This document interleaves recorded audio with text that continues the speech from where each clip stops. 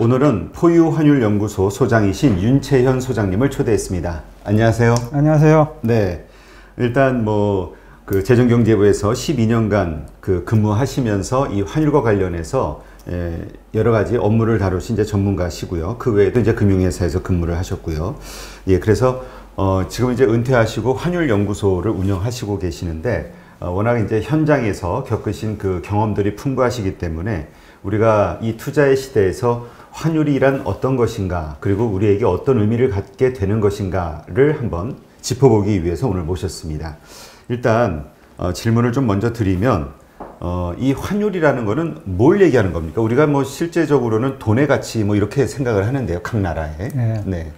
그래, 질문하신 대로 돈에 대한 가치가 있습니다, 나라마다. 네. 미국 달러는 달러대로 자체적인 가치가 있고, 일본은 일본대로, 우리나라는 우리나라대로 돈 가치가 있는데, 그 가치의 상대적 비율을 환율이라고 합니다. 네. 이 고정환율 시대에는 이런 상대적이라는 표현을 할 필요가 없었어요. 예. 왜냐하면 미국 중앙은행이 가지고 있는 금에 상응하는 달러 공급을 했기 때문에, 그리고 환율이 고정되어 있기 때문에 금에.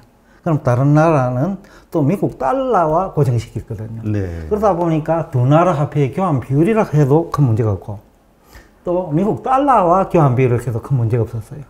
근데 지금 오늘날은 이제 변동환율 시대고 금하고는 관계없이 화폐가 발행된단 말입니다. 네, 그렇죠. 그러니까 상대적 교환 비율이라는 말을 안 쓰면 어떤 문제가 생기느냐 하면요.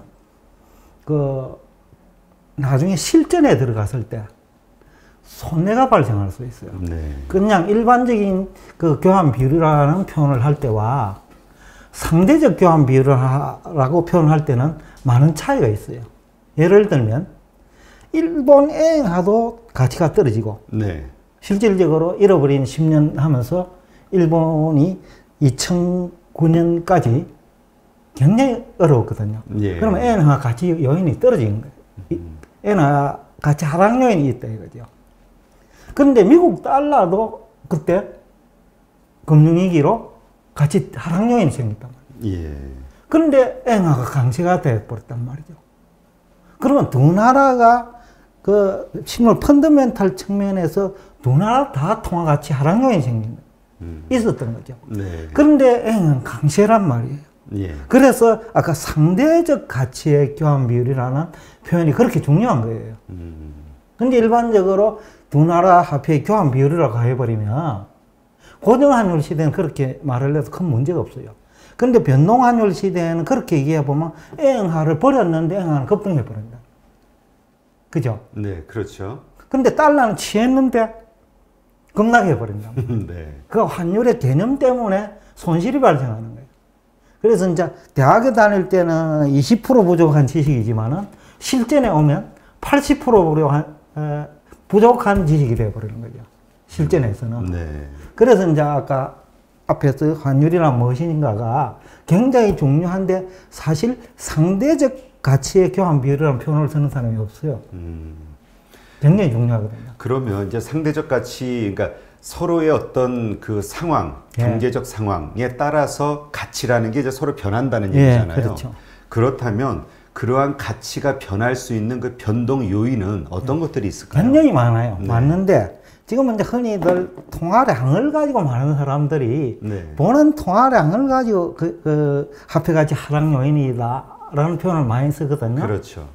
그런데 일본이 2009년 그 전후로 경기가 어려워가지고 통화량 많이 늘렸어요. 네. 그럼에도 불구하고 엔화 가치가 미국이 문제가 생기면서 급등해버린단 말이죠. 네. 그러니까 110엔 가까이 하던 게 75, 80엔까지 내려간 거예요.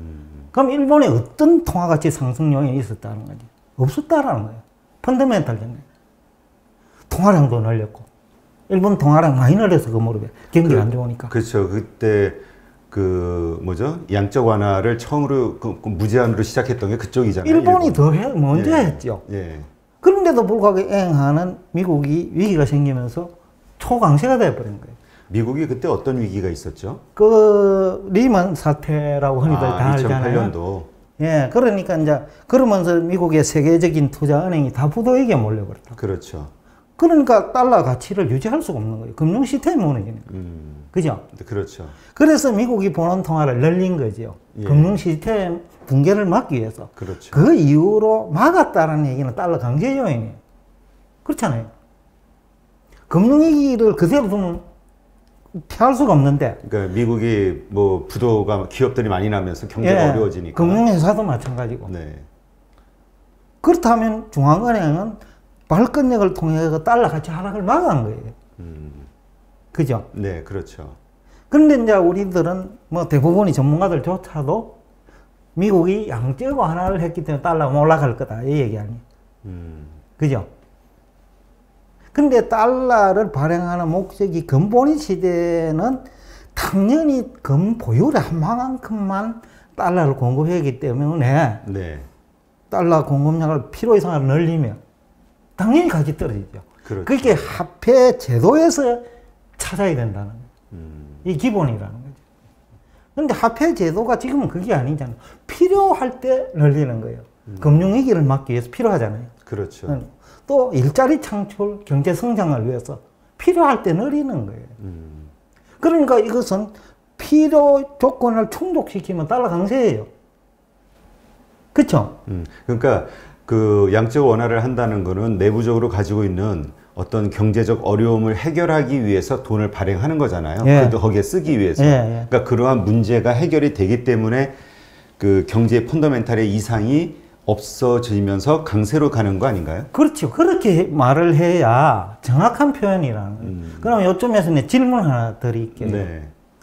자, 금본위 시대에서는 금을 가지고 그만큼 달러를 공급했잖아요. 네, 그렇죠. 근데 지금은 달러를 가지고 금을 사올 수 있잖아. 그렇죠. 미국 중앙은행이 할 수도 있고 투자은행한테 돈 빌려줘 가지고 투자은행이 할 수도 있어요. 그렇죠. 국민경제 전체로 보면 미국의 국부야. 네. 그죠? 네.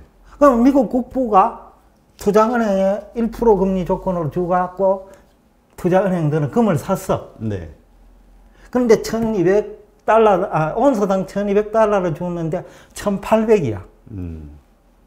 떼돈 벌었잖아. 그죠? 네. 50% 수익률이 엄청난 거야. 네, 그렇죠. 그죠? 한 2년 동안에 50% 수익률이 엄청난 거예요, 이거. 근데 미국은 그 장사를 한 거야. 그러면 미국이 금이 이제 증가했어. 네. 그러면 금을 가지고 있는 만큼 달러를 발행해야 되는데 금이 더 늘었어. 통화량을 증발시켜가. 네. 그럼 달러 강세입니까? 달러야. 돈을 많이 늘었는데.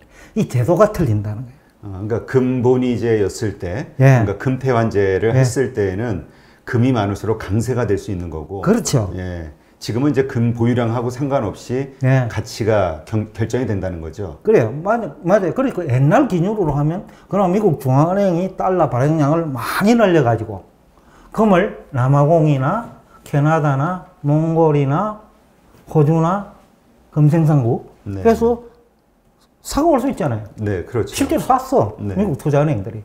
그러면 미국은 국부가 증가했잖아. 네. 그러면 여기서 환율이 이제 어머니 생기는 거예요. 처음에 원자재잖아요, 이것도, 그죠? 그렇죠. 원자재를 살 때는 돈이 미국에서 남아공이나 호주나 캐나다나 러시아나 몽골로 들어가. 예. 그때는 달러 약세예요. 그 나라 통화가 강세야. 금을 파는 나라. 수출이 많이 되면서 달러 공급이 늘었잖아요. 그렇죠. 그런데 지금 거꾸로 만약에 금을 팔 수 있잖아, 또. 그렇죠. 요즘 팔는 것 같더라고. 미국이요? 예, 예. 예. 미국 중앙은행도 팔 수 있고, 투자은행도 팔 수 있고. 그렇죠. 그럼 그 사람도 돈 엄청 벌었어. 네. 그죠? 예. 국부가 창출된 거야. 달러 강세입니까? 달러 약세. 돈을 많이 찍었는데. 달러가, 금이 많이 시중에 나왔으니까 달러가 강세로 갈 것 같은데요? 그렇죠. 이제 왜냐면 그보다는 미국 국부가 증가했잖아요. 네. 그렇죠? 그러니까 달러 공급량이 작을 때는 국부가 요만큼 하다가 달러 공급량을 늘리가 금을 엄청 확보한 거야. 근데 금값도 엄청 뛰었어. 네. 그죠? 네네. 그러면 국부가 엄청 증가한 거야. 그러니까 그 말씀은 지금 이제 우리가 미국을 기준으로 생각했을 때 미국 연준에는 네. 뭐 알 수는 없지만 엄청난 양의 금이 있다라고 우리가 이제 이야기를 하고 한 있으니까 70% 정도 돼요. 예. 예, 알려진 거에 외환 보유고에. 외환 보유고에 예. 그 금이 그러니까 금값이 상승한다라는 거는 달러가 약세가 된다는 얘기인데 네. 이 지금 그 상황은요. 네. 그런데 다른 면으로 보면 그만큼 보유하고 있는 금의 가치가 올라갔기 때문에 미국의 부는 증가가 돼 있는 상황이라고 볼 수 있으니까 네. 그게 또 강세 요인이 될 수도 있는 그렇죠. 것이다. 그래서 한 면만 보면 안 된다는 거죠. 근데 일반적으로는 우리가 그 금값이 오르는 거는 달러 약세이기 때문에 오르는 거라고 보통 이야기를 하잖아요. 그 표현도 저는 의문을 그러니까 제기합니다. 약세가 된다라고 보는 거죠. 그러니까 저는 그 표현도 의문을 제기해요. 그 돈이 금 시장으로 갔기 때문에 금값이 올랐느냐, 네. 아니면 달러 약세이기 때문에 금값이 올랐냐는 다른 얘기라는 거죠. 돈이 아무리 많아도 금 시장으로 가지 않으면 금값 네. 오릅니까? 안 오르죠. 안 오르죠. 그거는 아까 질문하고 똑같은 얘기라는 거죠. 돈이 가느냐 안 가느냐가 중요한 것이지 쉽게 하면 돈이 어디로 가느냐에 따라서 달러 강세냐 약세냐가 결정될 수 있다는 거죠. 그러니까 이제 금 쪽으로 수요가 늘어났기 때문에 네. 가격이 상승하는 것이다. 달러가 네. 약세기 때문에 그 하는 게 아니라. 그러니까 이렇게. 그 표현이 아까 완전히 다른 얘기란 말입니다. 닭이 먼저냐 알이 먼저냐 개념하고 다르다는 얘기예요. 이 얘기가. 네. 근데 대부분은 그렇게 얘기하거든요. 달러 약세니까 금값이 올랐다. 이 표현을 쓰거나 아니면 그 돈을 많이 찍어가지고 금값이 올랐다. 이 표현을 쓴단 말이야. 예. 그래서 내가 화폐가 뭐냐고 여기 출연하시는 분들 뭐 여쭈겠는데 잘 모르겠어요. 다른 분야에 출연하시는 분 얘기를 많이 들었거든. 근데 대부분이 다 환율 그 영향 요소가 제한테 금리 아니면 화폐. 요 범위를 벗어나지 못해요. 근데 사실은 금리도 그렇고 환율에 의해서도 금리가 변하거든요. 환율에 의해서요? 거꾸로 다른 거예요. 금리 때문에 환율이 변하는 게 아니라 변동환율제에서는 네. 환율 때문에 금리가 변하는 경우가 퍼센트로 따지면 더 커요. 그 말씀은 그 예를 들어서 우리 대한민국 같은 경우 수출로 먹고 사는데 환율이 높아지면 수출하는데 네. 그러니까 우리가 이제 환율이 강세면 예. 수출하는데 지장이 있으니까 그럼 환율을 낮추기 위해서 뭐 금리를 뭐 인하한다든지 예. 어떤 그런 조치들을 한다는 건가요? 예. 그래 해도 효과가 있을 때도 있고 없을 때도 있다는 거죠. 지금 요 근래 그렇잖아요. 미국 돈이 신흥국가, 기타 국가로 많이 흘러 들어갔어요. 네. 근데 왜 흘러갔겠어요? 그 사람들 원자재 그 값 살 때. 그러니까 금값 온스당 1000불, 1200불 할 때 엄청 사모은 거예요. 네. 그러니까 그럼 원자재 생산 국가 어디요? 남아공, 금은 그죠? 네네. 호주, 캐나다, 러시아, 몽골 같은 데. 네. 엄청 그 돈이 그쪽으로 달러 공급이 된다는. 또 은도 마찬가지고. 또 2020년 뭐 초반부터는 곡물 시장으로 많이 이동했어요. 원자재 쪽으로요? 네. 곡물 가격이 그동안에 샀으니까. 그러면 이것이 돈을 많이 뿌려서 그러느냐, 또 달러 가치가 떨어져서 그러냐, 아니면 돈이 갈 데가 없어가지고 마땅히. 그죠? 근데 또 이렇게 얘기하시는 분들도 있잖아요. 그 말씀은 이제 달러, 그러니까 돈을 많이 찍어내니까 돈의 가치가 떨어질 것으로 예상하는 예. 그 세력들 혹은 예. 무슨 뭐 투자자들이 예. 결국은 그거를 현물화시키는 거 아닌가요? 그래서 금이 됐든 이러한 것들을 보유하려고 하다 보니까 이제 상승하는 게 아닌가요? 그건 전통적으로 이제 화폐량과 물가의 상관관계를 강조하는 분들이 하는 얘기예요. 그에 대한 답은 이미 증명이 됐다고 보는데 2009년도 모두 슈퍼 인플레이션 얘기를 했거든요. 네. 달러 몰락 얘기도 했거든요. 2019년요? 2009년으로. 2009년? 예, 그때 미국 경제학회에서 그 폴 크루만 교수를 제외하고는 거의 99%가 반대를 했거든요. 양적 완화를. 양적 완화를. 그 슈퍼 인플레이션이나 네. 달러 가치 몰락. 지금 기축통화 질서를 유지 못한다라는 거예요. 그렇죠. 근데 지내놓고 보니 10년이 지냈는데 아무 문제 없잖아요. 그렇죠. 오히려 디플레이션 걱정하는 상황이니까요. 그러니까요. 그게 바로 그 문제예요. 돈을 많이 찍어낸다고 물가가 상승한다거나 화폐 가치가 떨어진다는 이론이 과연 얼마나 현실적으로 설득력이 있느냐의 문제죠. 근데 이것이 1, 2년도 아니고, 그죠? 그 20년간을 안 맞잖아요. 그런데 그 중에서 제일 대표적인 국가 사실 일본이에요. 근데 일본만큼 물가가 안 오르는 나라가 없어요. 네. 그죠? 그렇죠. 그러면 그 이론이 일본에는 안 맞는 그 이론인가요?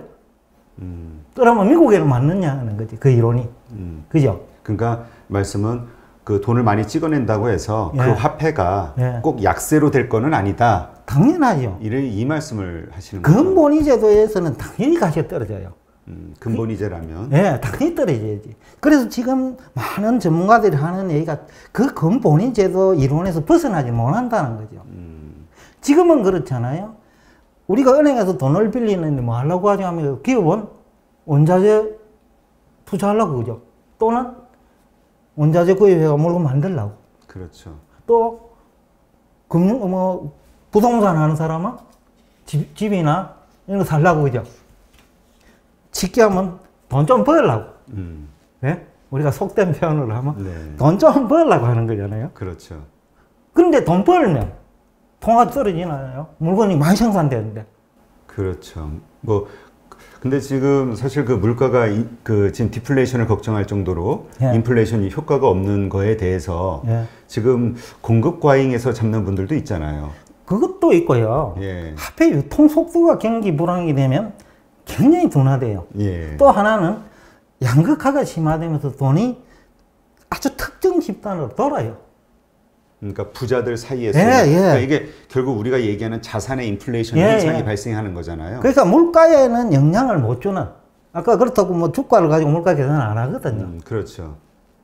그러니까 물가에 영향을 주지 않는 재테크 시장에 그냥 막 돌고 도는 거예요. 그게 이제 양극화 현상을 그러니까 만드는 물가에 영향을 못 주죠. 그렇다고 뭐 워렌 버핏이 하루에 밥 10끼 먹습니까?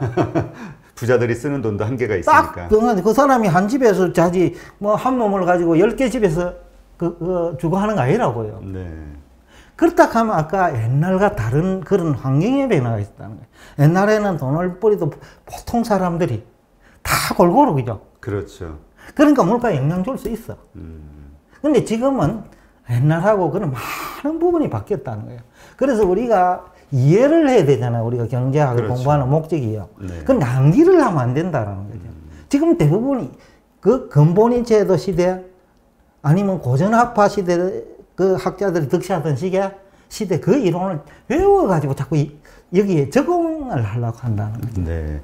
그러면 예. 그 소장님 말씀은 현재 세상이 바뀌었으니까 예. 경제 환경이 바뀌었으니까 그러면 금값 우리가 이제 가장 관심이 있는 게 지금 금 시세가 예. 요즘 시장에서 이론이 많은 게 계속 더 상승할 것이다. 예. 혹은 이게 한계고 이제 조정으로 계속 내려갈 것이다. 이 논리가 부딪히는 가운데 가장 큰 핵심 뭐라 그럴까요? 기준이 뭐냐면 양적 완화가 계속되지 않냐, 돈이 늘지 않냐, 그러니까 계속 상승할 거야라고 보는 이야기들이 많거든요. 근데 그 얘기는 이제 전제 조건이 또 깔려가 있거든. 예. 우리 실물 경제가 계속해서 지금처럼 어려워야 돼요. 그냥 돈이 갈 데가 없잖아. 그렇죠.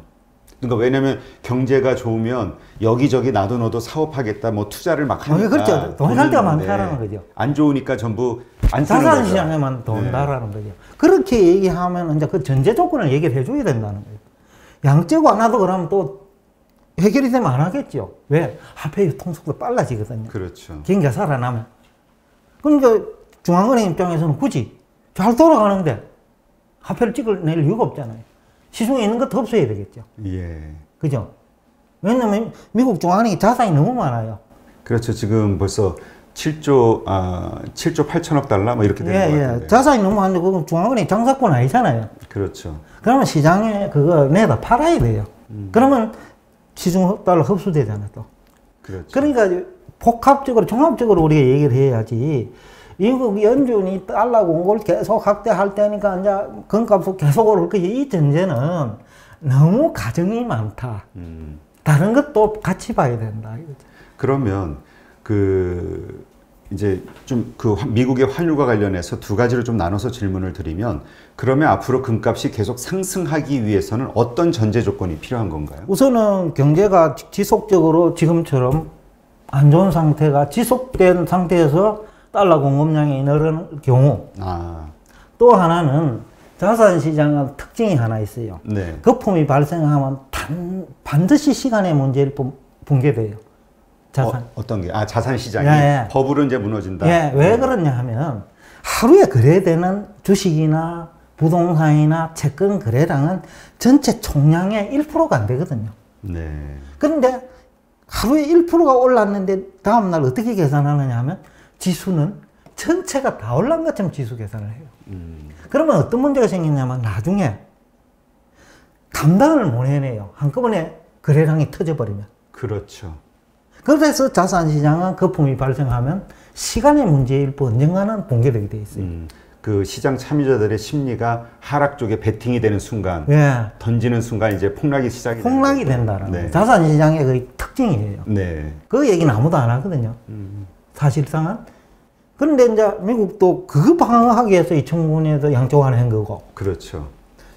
2020년에도 그거 방어하고 자산 몰락 내지는 실물 경제 대충격을 방어하기 위해서 양적 완화한 거예요. 그래서 이것을 통해서 미국 경제 몰락을 막아한 거예요. 그렇죠. 쉽게 하면 달러같이 하락을 막아한 거예요. 네. 그렇죠. 그러면 그 지금 말씀대로 그 금값이, 그러니까 우리가 경제 회복이 양적 완화는 하는데 경제 회복이 돼가고 있다고 하면 금값이 상승하는 건 한계가 있다. 예. 이렇게 봐야 된다는 거죠. 왜냐면 이자도 안 붙는 금을 워렌 버핏이 그 강조하는 그렇죠. 부분이잖아요. 이자도 안 나는 부분을 다른 데 가면 카페 같이 창출할 게 많은데 네. 왜 거기 가냐 이거죠. 그렇다면 지금 올 초까지 지금 요즘은 뭐 1,100원대에서 지금 한국 원달러 이것도 네. 이제 좀 이렇게 안정화되는 것 같은데요. 네. 지난번에는 한 달 전만 해도 뭐 이거 1,000원 선 깨지는 거 아니냐 이런 얘기가 많았었잖아요. 네. 그러니까 그 근거로 네. 우리가 강세가 되는 이유로 또 미국의 어떤 돈이 워낙 많이 풀리니까 네. 이런 요인을 찾았는데 그런 이 상대적 그 아까 말씀하신 변동에 의해서 네. 그 가치가 변동되는 거니까 네. 그러면 그 미국이 양적 완화를 그렇게 많이 한다 하더라도 한국과의 환율, 네. 이 다른 나라와의 환율 이 부분은 어떻게 우리가 이해를 해야 될까요? 그러니까 앞에서 이제 그거 얘기해서 장황하게 지금까지 온 거예요. 네. 사실은. 그런데 이제 이것이 과연 이제 한국은 그러면 통화량이 늘지 않느냐라는 거거든. 만약에 화폐량 많이 찍었죠. 그런데 지금 통계를 보면 나중에 지금 나올 건데 통계를 보면 한국이 보는 통화량이 미국보다 그 비율 있잖아요. 네. 비율은 더 높아요. 아, 그래요? 비율은 더 높고 또 우리가 화폐가 뭐냐고 지금 아까 잠시 물었잖아요. 은행에서 대출 받아가 예금해놓은 건 화폐냐 아니냐는 거죠. 우리 그거 쓰잖아요. 그렇죠. 그러면 더 중요한 거는 결제 수단이잖아요. 그죠? 예. 물가에 영향 주는 것도 결제 수단이고 네. 뭐 대출 포함한. 네. 그 다음에 환율에 영향을 주는 것도 그거잖아요. 은행 대출 받아가 기업들이 원자재 살 수 있잖아요. 구입할 수 있잖아요. 그럼 환전해야 되잖아요. 네. 그러니까 그 우리나라 통화량도 증가하고 대출도 아까 화폐다라는 거죠. 근데 대출은 한국이 세계에서 순위로 한 내가 보기엔 5위권에 들어갈걸요. 그러니까 우리 가계부채 문제 심각하다고 얘기하잖아요. 예, 가계부채뿐만 아니라 기업부채, 그 다음에 뭐 정권에서 신용도 대출이거든요. 그렇죠. 기업 회사채도 대출이거든요. 예. 그죠? 그러니까 그게 한국은 너무 많다라는 거죠. 그 말은 우리의 펀더멘털이 미국보다 오히려 약하다. 돈을 미국이 더 많이 찍어냈다 하더라도 우리의 경제 실제 화폐는 우리가 훨씬 많다라는 거죠. 아, 실제 유통되고 있는 화폐는 예. 아, 경제 규모 대비. 그러니까 GDP 대비 예. 말씀하시는 거죠? 예, 경제 규모 대비. 지금 한국의 GDP 대비 그 화폐 통화 비율이 얼마나 되나요? 지금 지금 2,500조, 2,200조까지 됐으니까 강의 통화가 네. GDP가 결국 한 2,000조 되니까 그죠? 한 120%? 120% 정도. 그런데 보는 통화는 지금 200조밖에 안 돼요. 아, 보는 통화. 190조밖에 안 돼요. 그리고 보는 통화도 또 왜 많이 해요, 사람들이? 보는 통화의 한 30%는 지급 준비금이에요. 그래서 한국은행 통계를 들여다보면 화폐 발행액, 현금. 네. 플러스 지급 준비금이 보는 통화예요. 근데 우리 대부분의 사람들은 지급 준비금을 가지고 마치 대출을 할 수 있는 것처럼 얘기해요. 쉽게 하면 보는 통화에 기초해가 대출을 한다 해버리면 지급 준비금 한 40%, 그걸 가지고 대출을 한다는 이상한 얘기가 되어버린다는 거죠. 지금 그래서 우리 화폐와 관련해가지고 뭐 오해하고 있다고 해야 되나요? 과거에는 이제 지급준비율 제도가 없었거든요. 그 지급준비라는 거는 그 은행이 그 예금을 예금을 받으면서 일정 부분을 한국은행에다 맡기는 거잖아요. 맡기는 하는데 그걸 어떻게 대출합니까? 그러니까 그건 우리가 사용할 수 없는 돈이니 그거는 통계에서 빼야 되는데 이것까지 합산해서 우리의 통화 발행이 지금 계산되고 있다 이 말씀입니다. 그래서 내가 공무원 시험 문제를 어느 날 갑자기 대학에서 특강하려고 본원 통화량이 얼마고 지준율이 얼마일 때 신용 창출 배수는 얼마냐고 이래 묻는 거예요. 네. 얼마나 모순적입니까?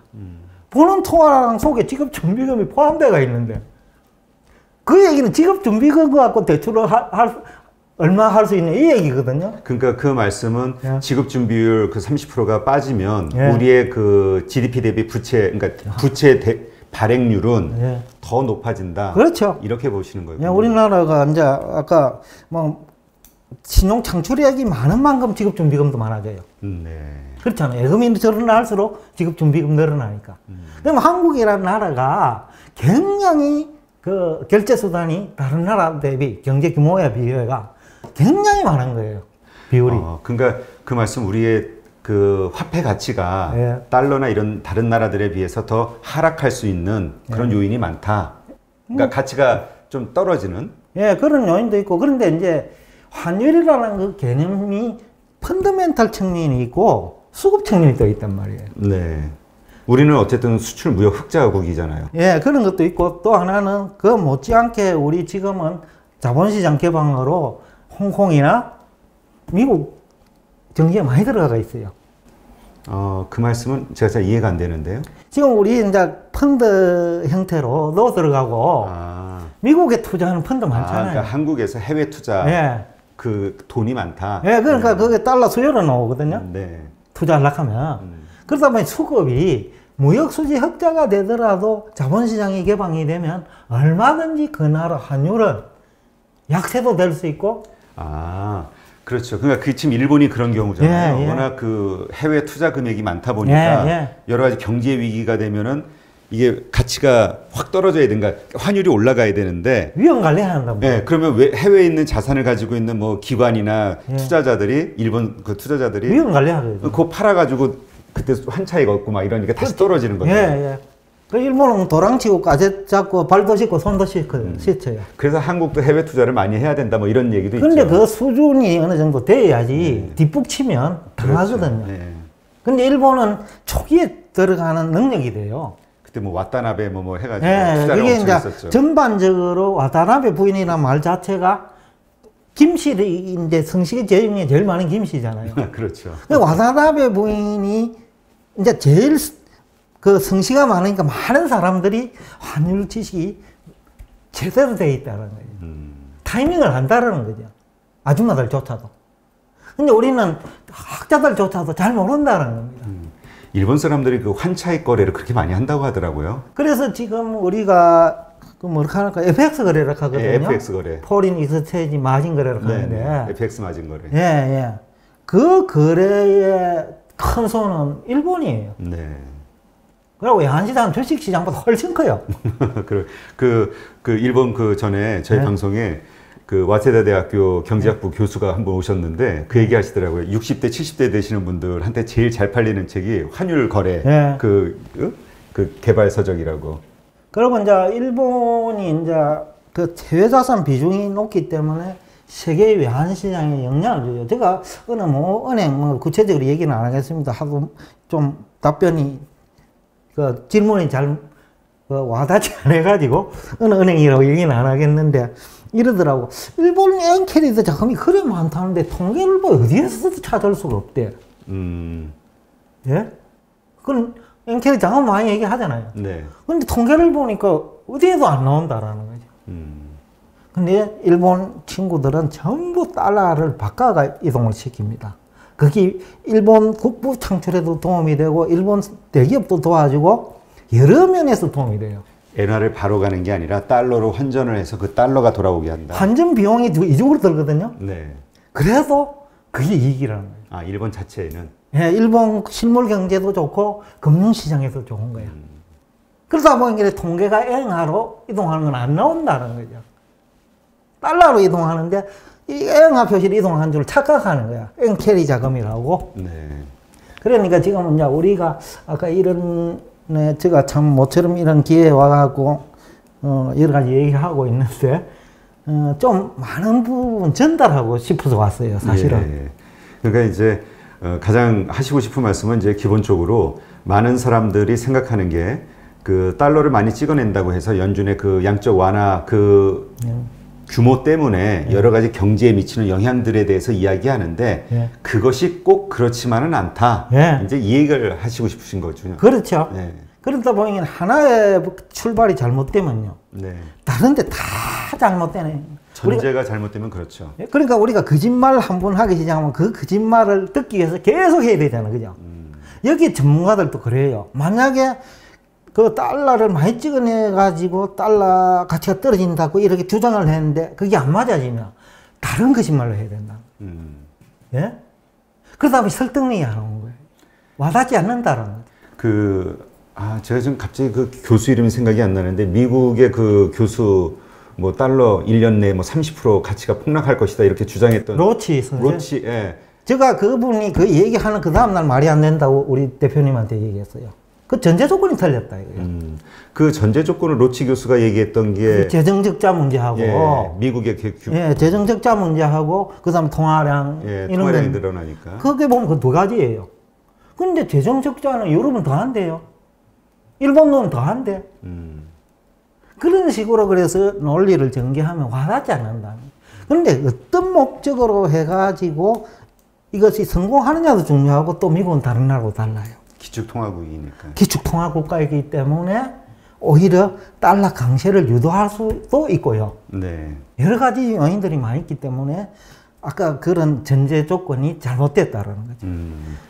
그러니까 우리가 앞으로의 경제 전망을 하는 데 있어서 그러니까 제대로 된 전제를 해야 된다. 그 자산 시장의 어떤 미래를 보더라도 그러니까 금값이 상승하냐 하락하냐도 그냥 양적 완화만 볼 게 아니라 그러면 안 되죠. 양적 완화를 많이 한다 해도 경제 회복이 된다면 금값은 하락할 것이고 경제도 안 좋아지고 양적 완화도 계속하게 되면 금값은 더 상승할 것이고 이런 식으로 봐야 된다. 그럴 수 있죠. 달러 가치도 마찬가지고요. 금값이 오른다는 거는 결국 달러 가치가 떨어진다는 얘기니까 환율이. 그렇게 볼 수도 있지만 아닐 수도 있죠. 왜냐하면 돈이 이동해갖고 달러 가치가 떨어지느냐. 그러게 되면 돈 가치의 문제가 아니라 외환 수급의 문제거든요. 그러니까 그거는 전 세계에서 달러를 내다 파느냐, 사느냐, 이거에 따라 또 달라질 수 있고. 그렇죠. 근데 그렇게 사고 팔고의 기준이 되는 거는 각 나라들, 중앙은행이 됐든 기업들이 됐든 달러 가치가 미국의 여러 가지 상황을 봤을 때 안 좋을 것 같아. 그러면 떨어질 것 같으니까 미리 파는 거 아닌가요? 더 손해보기 전에. 그럴 수도 있는데 그 정도 능력이 되는 사람 몇 명 될까요? 제가 볼 때는 우리나라에는 뭐 인터넷이나 방송, 공영방송, 유튜브에 나오는 분들 환율 적중률 보면 그래 안 높거든요. 그런데 어떻게 알아 그거를? 지금은 이제 2009년이 대표적이잖아요. 모두 달러 가치가 떨어질 거로 봤는데 엔화 강세가 돼버린 거예요. 거의 그죠? 2012년까지. 그것은 수급 문제예요. 왜? 엔도 그 무릎에 틀림없이 약세 요인이 있었거든요. 지금 여기 표에 나오는 것처럼 지금 2011년도 그러니까 엔화가 점점 약세가 된 건가요? 지금은 이제 2011년에는 엔 달러 환율이 80엔입니다. 그 2009년부터 엔이 강세로 갔어요. 110엔에서 80엔까지 왔거든요. 한 25% 내지 30% 떨어졌잖아요. 그죠? 그 이후에 그럼 그 무렵에 일본 경제가 좋았어요. 엉망이었잖아요. 손이도 부도에게 몰리고. 그러니까 환율이 강세가 됐다는 거는 결국 그 경제의 펀더멘털이 좋아야 되는데 펀더멘털이 나빴음에도 불구하고 환율이 이렇게 오를 수 있다. 강세가 될 수 있다. 일본처럼. 그게 환율의 개념을 제가 아까 강조한 이유예요. 상대적 가치의 교환 비율이지. 이 얘기는 결국 저때 미국은 좋았기 때문에 저렇게 된 건가요? 아니죠. 미국도 금융위기가 왔죠. 2009년에, 8년에. 8년 말에. 그러니까 미국이 안 좋았기 때문에 저렇게 강세가 된 거군요. 그러니까 일본 자산 운용하는 그 기관 투자자들이 위험 관리해버린 거예요. 그러니까 일본에서 해외 자산 투자는 없고 밖에 있는 돈만 물건만 팔아가 갖다 해버린 거예요. 그럼 일본에서 달러 공이 넘치지요. 네. 수요는 없고. 예. 그러니까 N이 저렇게 된 거예요. 일본 경기도 엉망이야. 그래서 아까 일본도 엉망이고 미국도 엉망인데 N이 강세라는 거예요. 펀더멘탈 정면. 그래서 환율을 그렇게 아까 그 여태까지 통화량만 가지고 얘기하면 그 상대 가치 내지는 그런 개념을 흡수를 못해요. 네. 그러니까 우리가 그냥 돈을 많이 찍어내는 것만으로 어떤 경제 전반을 판단하려 하지 말고. 그렇죠. 예. 네. 그건 하나의 요소의 하나의 일부분인 거고. 일부분이라 하더라도 아주 미미한 요소죠. 예. 옛날에 이제 공급이 턱없이 부족할 때, 네. 는 돈만 찍어내면, 그죠? 물건 더 오를 수 있죠. 그리고 이 이론이 나온 배경을 좀 우리가 이해를 해야 되는데, 사실 그 밀턴 프리드만이 사실 화폐 현상을 연구해가 노벨상을 수상한 분이거든요. 네. 그분이 어떻게 보면 화폐 전문가로 이제 노벨상을 받은 거예요. 근데 그때 통계가 그 돈을 뿌리면 그 물가가 오른다 논리를 그 역사적 배경이 1, 2차 대전 직후예요. 그러면 전쟁을 하면 물건이 생산이 안 되잖아요. 그렇죠. 물건이 귀할 때죠. 수송도 안 되잖아요. 도로가 다 파괴 돼버리고. 근데 전쟁 직후니까 수요는 엄청 많잖아요. 그렇죠. 이건 돈이 없어도요. 돈이 감소를 해도 물가 올라요.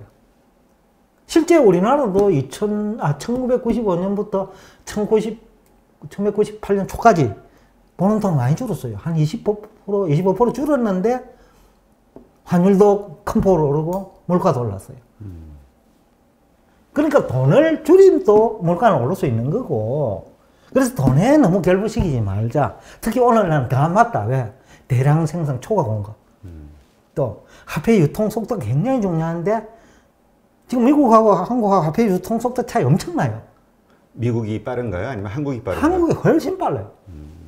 미국은 GDP가 작년 뭐 한 20조 조금 넘잖아요. 네. 그럼 보는 통화량 작년까지만 하더라도 작년 초 그중 한 3조 4천억 됐거든요. 그럼 700거든, 그죠? 7번 돌아가 결제되잖아. 네. 우리 한 7번 돌잖아요. 17번 돈단 말이에요. 그러니까 우리가 화폐 2배를 발행한 거나 마찬가지라는 거지. 그렇지, 화폐를 교환 수단이라고 보면.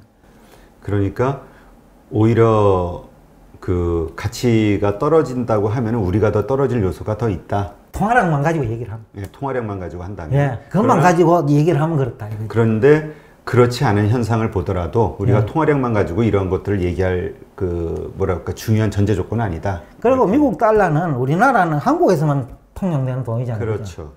미국 달러는 그 원자재 하는데 알고 보면 러시아 원자재를 사는 거야. 또 남아공에 가서 원자재를 사는 거야. 왜 미국의 그 달러, 미국 경제만 가지고 얘기하면 안 된다라는 거죠. 그죠? 네. 그러니까 그 달러의 양이 과연 한국이나 일본 돈하고 비교가 얼마나 되느냐. 내가 볼 때는 제일 작아. 예? 그렇게 따져보면. 아, 어떤 면에서 그렇게 얘기할 수 있죠? 왜냐하면 전 세계 무역은 식물 경제도 한 5, 60%는 달러로 결제되잖아요. 네네. 미국 사람들이 쏘면 거의 대부분을 하지만 우리나라도? 그러면 우리나라도 무역에서 달러를 가지고 해. 네, 그렇죠. 그죠? 그러니까 미국에서만 달러가 필요한 게 아니고 한국, 일본, 러시아 전 세계가 필요하다는 거예요. 네. 지금 수요가 너무 많은데 공급은 다 상대적으로 제일 작다.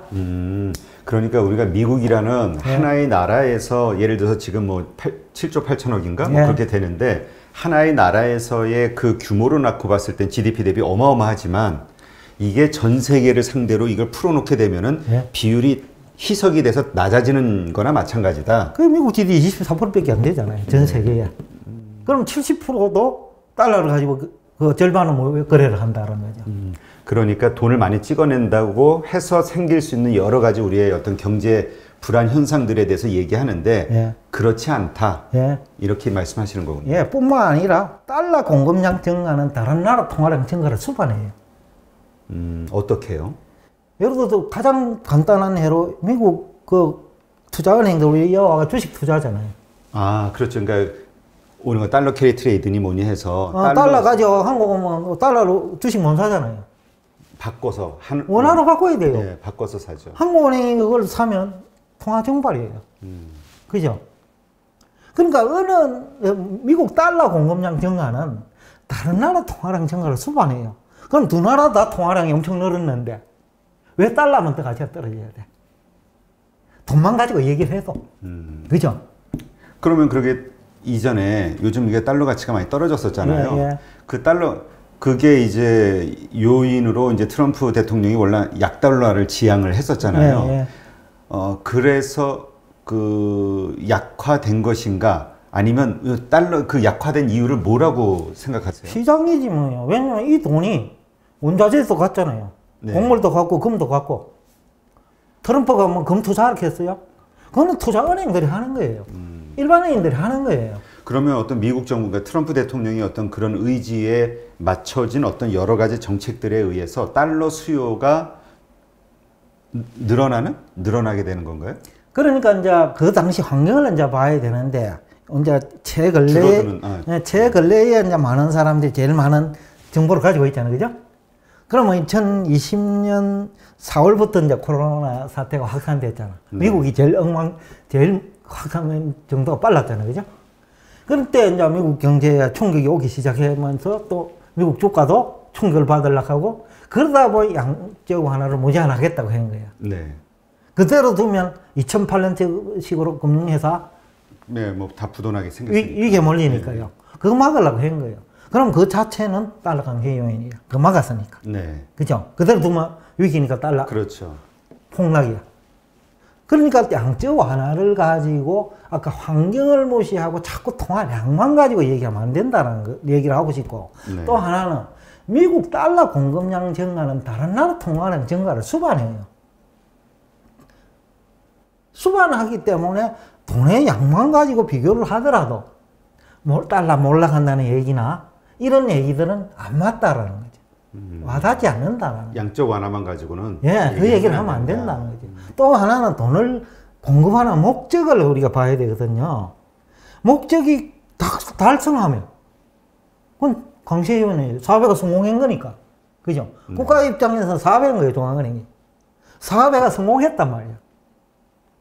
달러 몰락하는 걸 막은 거야. 예, 그렇죠. 그럼 달러 강세야. 그죠? 막았으니까. 그러면 이제 그렇게 해서 그래서 일시적으로 하여튼 경제 위기가 오면은 달러가 강세가 되잖아요. 그러니까 조치를 안 하면 수요가 확 전 세계적으로 늘어나기 때문에 그런 건가요? 그보다 가능한 건 달러 유통 속도를 한 전 세계적으로. 전 세계적으로 빨라지기 때문에 달러 유통 속도가 굉장히 줄어들어요. 아, 줄어드는 돈이 귀해진다는 거예요. 아, 그러니까 그러니까 꽁꽁 쟁겨놔야 되니까 가지고 있는 쪽에서. 예를 들어서 내가 거래를 하는데 한국에 있는 A라는 그 건설회사하고 그랬는데 그 위기 오면 그 물량 안 팔리잖아, 아파트. 그렇죠. 그럼 나 못 받잖아. 그죠? 예. 그런 건 하고 그래 안 해. 그냥 돈이 안 도는 거예요. 예? 그러니까 달러의 화폐 유통 속도가 굉장히 빠른 속도로 둔화돼 버리거든요. 그래서 강세 요인이 된다. 그래 아무리 뿌려놔도 우리나라 지금 이거니까 다 엉켜지고 있으면 우리는 돈 구경하기 힘들잖아요. 그러면 우리 원한 강세지. 돈 구경하기 힘든데 돈이 귀하다는 말이죠. 그러니까 금하고 똑같은 거야. 그래서 금본위 제도에서 지폐본위 제도로 바뀐 배경이게 돼요. 금이 경제 성장을 저해하거든요. 왜? 양이 작기 때문에. 네. 지금 만약에 금본위 제도 바꿔보면 전 세계가 경제 위기 와요. 돈이 없으니까. 네. 그러니까 지금 아까 이게 돈이 뿌려도 경제 성장 속도가 빨라지면 흡수를 해요. 그렇기 때문에 이제 이게 화폐량을 가지고 자꾸 그 환율과 연관시키려고 하면 계속 자기 당착이라 하나요? 자기 딜레마에 빠져요. 요 근래 그렇잖아요. 지금 바이든이 이제 집권함으로 돈 더 찍어낸다고 얘기했잖아요. 네. 근데 요 근래 달러 강세야. 그거 어떻게 설명할 거냐? 자기 추가적으로 더 찍어낸다는데. 그러면 트럼프 때는 달러가 약세가 됐었던 예. 이유는 뭐라고 생각하세요? 그 배경을 아까 얘기했잖아요. 그 당시에 원자재 시장, 예. 그 다음에 잘 나가던 경제가, 지금 돈이 잘 돌던 경제가 코로나 사태로 마비가 돼버렸잖아요. 예. 그러다 보니 돈이 갈 데가 없잖아요. 돈이 갈 데를 찾아보니 금 시장이 제일 먼저 떠올란 거예요. 전통적인 지식도 있었어. 예? 지금은 돈을 많이 찍어내니 돈값이 떨어진다는 얘기를 이제 머릿속에 들어가 있는 거예요. 그렇죠. 그게 전통적인 지식이야. 쉽게 하면 이런 내 비교를 하고 싶은데, 천동설이 있었잖아요. 예. 해가 동쪽에서 떠서 서쪽에 진다는 이유를 가지고. 그러면 지구가 돌아도 뜰 수 있잖아요. 그렇죠. 그렇다고 천동설이 아니거든요. 예. 마찬가지로 우연의 일치일 수는 있어도, 과거에는 맞았더라도. 근본이 제도니까. 네. 과거에는 맞았지만 지금 안 맞을 수 있다는 거죠. 그래서 트럼프 때는 그렇게 약세, 달러 약세가 네. 시작이 됐고 네. 그것이 점점 더 돈을 많이 찍어내면서 지속이 될 거라고 많은 분들이 봤지만 그거는 이제 잘못된 거라고 보시는 거고 그 증거로 지금 바이든이 정부가 들어섰는데 바이든 정부는 돈을 더 찍어낼 거라고 하는데 달러가 강세로 전반적으로 다 올라가지 않냐 이 말씀인 거잖아요. 그런 얘기하고도 다르죠. 그래요? 예, 지금은 이제 이게 참 환율이라 하기 그래서 어려운가 본데, 지금은 이제 흐름에 의해서 달러 강세냐, 돈이 어디로 가느냐, 목적을 달성하느냐, 못하느냐가 중요한 것이지. 네. 찍어낸다는 그렇게 경제학의 문제가 뭐냐면 모든 전제 조건을 가정을 해놓고, 네. 하나만 변하면 이거거든. 돈 공급량만 늘면, 당연히 달러가 떨어지죠. 그렇게 얘기하면. 그쵸? 네. 그런데 돈을 왜 공급하는데? 왜 내가 돈이 필요한데? 내 돈을 가지고 뭐 할 건데? 라고 얘기를 하면 다른 얘기가 나온다는 거죠. 그래서 외우지 말라는 얘기를 제가 자꾸 하는데, 대부분은 자꾸 외워가지고 얘기하려고 하다 보니 자꾸 그 문제점이 발생 안 맞는 거예요, 지금. 지금 요새 혼란스럽고요, 지금 달러 강세가 되니까. 원자재도 이제 좀 꺾이기 시작한다고 지금 보거든요. 뭐 꺾일 때가 됐어요, 이제. 왜 그렇게 보시는 거죠? 첫째는 돈이 이제 조금 돌아갈 것 같잖아요. 뭐 예방약도 뭐. 그러니까 돈이 더 풀릴 것 같으니까. 돈도 뭐 있지만 그보다도 이제 예방약이라고 하니까 예방주사. 백신, 바이러스. 예, 백신 주사. 예, 그리고 또 하나는 이제 또 만성화되다 보니 사람들이 좀 뭐랄까나요? 무감각해진다 하나? 그러면서 파티도 참석하고 해버리는 거예요. 예. 그죠? 해버리니까 돈 돌잖아, 그러면. 돈을 쓰기 시작하니까. 네, 돈 놀단 말이야. 또 걸려보여 죽는 사람 몇 명 없더라, 이거요. 네. 그러니까, 이제 경제 활동을 하기 시작한다라는 거죠. 그래서 돈이 사용 속도가 빨라지기 때문에 지금 강세로 돌아서고 있다. 그래서 이제 돈이 갈 데가 많다라는 거죠. 사용처가 많아졌다. 네, 갈 데가 많으면 굳이 거품이 발생한 금이나 곡물이나 있을 필요가 없다고. 또 곡물은 물가 문제와 관계되어 있기 때문에 국가가 또 통제를 하거든요. 그죠? 근데 금 같은 경우도 제가 이렇게 보니까 그 증거금을 뭐 줄인다든지 네, 여러 맞아요. 가지 형태로 금값을 낮추기 위한 미국 정부의 어떤 조치들이 많이 있었던데요. 최근 그 8월서부터. 정부의 조치일 수도 있고 아니면 시스템 자체에서 아까 얘기했죠. 일부만 그래도 전체가 다 올란 것처럼 우리가 지수 산정을 하는데 나중에 가격이 올라 버리면 그 지수대를 지탱을 할 수가 없어요. 그럼 뭐냐 하면 결제를 못하는 문제가 생깁니다. 쉽게 하면 선물 시장에 부도나는 거예요. 결제를 못 해버려요. 너무 과열이 심해지니까. 예, 예. 아까 1%만 거래됐는데 계속해서 다 거래된 것처럼 지수가 올랐단 말이에요. 네. 그런데 어느 날 갑자기 한꺼번에 물량이 쏟아져 버리면 결제를 못 해버리는 거예요. 그죠? 그러니까 그 시장 자체의 자체 정화 예, 시스템이다. 예, 그래서 시스템이 무너져 버린다. 그것을 방어하기 위해서 전금을 조금씩 올리는 거예요. 근데 문제는 전금을 자꾸 올리다 보면 나중에는 그 가격대를 유지할 수가 없어요. 그렇죠. 실거래만 일어난다고 하면, 그러니까 예. 그 투기 세력이 빠져버리면. 예. 그러니까 그걸 할 수가 없어요. 또 그걸 누가 제일 잘 아냐? 투기 세력이 제일 잘 안단 말이에요. 그죠? 많이 해봤으니까, 경험치로. 그렇죠. 그러니까 이제 개미들만 희생프라이 치는 거죠. 그래서 이제 이런 부분들이 오늘 참 제가 뭐 어떻게 보면 잘 나왔는지 못 나왔는지 모르지만 좀 부족하다는 저는 생각을 많이 하는데 지금 다른 분들이 얘기하는 거 많이 차이가 있을 거예요. 그죠? 네. 네, 좀 차이가 있습니다. 예, 구체적으로 들어가기도 하고, 두리뭉실한 얘기 안 하고, 그죠? 구체적으로 들어가는 것도 큰 차이고, 기본 그 전제 조건이 또 아까 근본이 제도일 때 이 얘기지, 지금 종이 화폐 시대에 금하고 무슨 관계가 있냐, 이게요. 네. 그러면, 소장님, 그 지금 이제 소장님이 말씀하신 이러한 것들을 우리가 전제 조건으로 보고 전제로 깔고서 이야기를 한번 해보면 지금 앞으로 일어날 현상에 대해서 어떻게 생각하시는지 한번 좀 여쭙고 싶은데요. 일단 달러, 바이든 시대에 달러가 이제 더 많이 재정 정책을 통해서 막 발행이 되지 않습니까? 그게 이제 앞으로 더 커질 거라고 보고 있고. 뭘 할 건지가 중요하죠. 재정 정책을 해가 뭘 할 건지가 제일 중요한 거죠. 우리가 사업을 하면서 아이템 잘 정해가지고, 그죠? 그거 성공하면 그 회사 크잖아. 그렇죠. 주가도 오르잖아요. 그거 성공한 거예요. 그러면 그 주가가 오른다는 얘기는 통화가치 강세와 같은 얘기거든. 그죠? 그래서 우리가 어떤 현상 하나만을 놓고 보고 돈이 많이 불어나니까, 근데 돈이 아무리 불어나도 실물 경제 성장 속도보다 늦어요. 예? 예를 들어서 미국 GDP가 예를 들어서 20조라고 계산하기 좋게요. 네. 20조라 하고 5% 성장하면 1조. 1조 그거잖아요. 근데 화폐를 1조를 늘려도 거기 시장에 도느냐? 안 돌거든요. 일부 뭐 재테크 수단으로 다 들어가 있고 겨우 10% 돌 거라고. 그죠? 네. 그러니까 그게 물가에 영향을 못 주는 거예요. 화폐 가치 하락에 영향을 못 준다는 거예요. 외환시장에도 마찬가지요.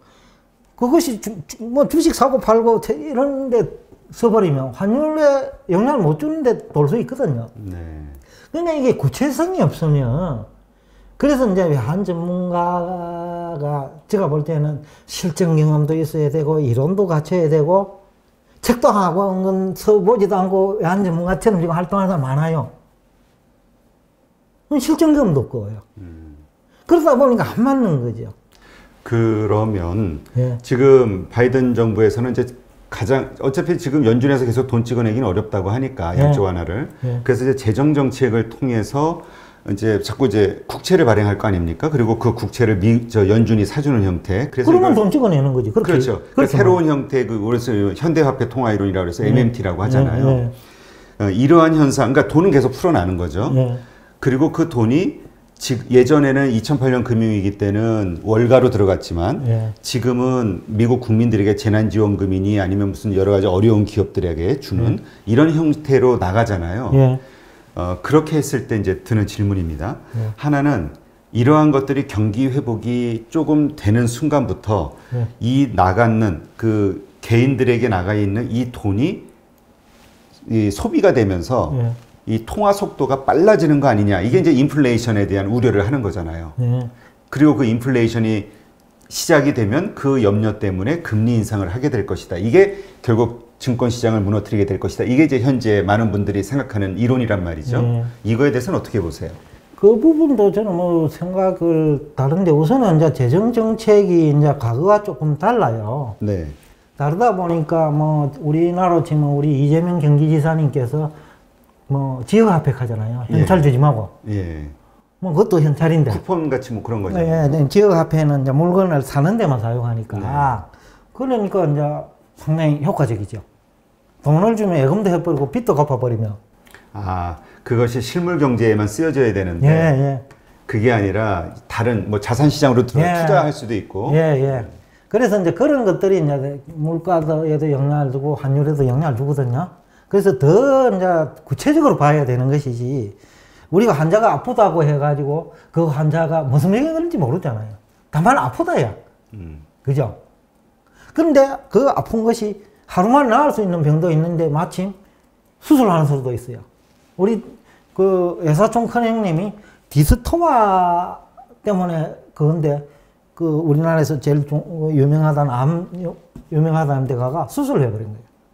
약 하나 주면 되는 거예요. 그러면 수명이 단축돼 버려요. 지금 오판을 해버리죠. 오진을 한 거죠. 오진을 하니까 수명이 단축되고, 이것도 마찬가지로 보죠. 환율이 올라간다 하는데 내려갔다? 그러면 뭐냐? 그 사람은 이제 자산 손실이 생기잖아요. 그죠?